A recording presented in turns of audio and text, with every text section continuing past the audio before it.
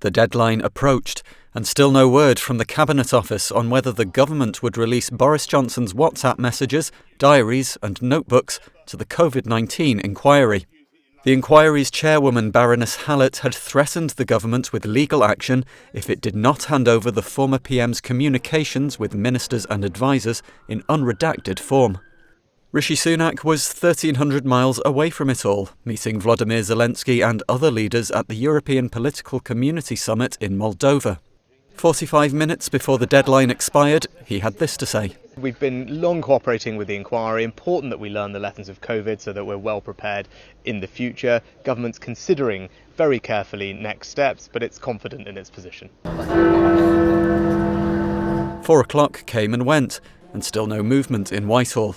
Earlier this week, Mr Johnson said he had shared all the material with the Cabinet Office and asked that it be urgently disclosed.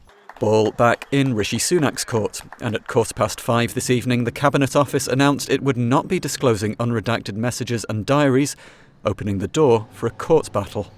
The Cabinet Office says that it should not have to hand over material which is unambiguously irrelevant to the inquiry, saying there were important issues of principle at stake affecting the rights of individuals.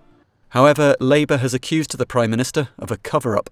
It is very clear that the cancerous infighting at the heart of government is number one priority. It is not the hundreds of thousands of grieving families out there that just want to know the truth, and a country that wants to know that the next time we are faced with a similar challenge, we will learn all of the lessons.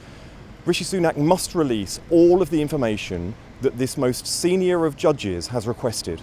Rishi Sunak came into office promising integrity, professionalism and accountability at every level. Now the government faces the prospect of a legal battle against an inquiry that it set up.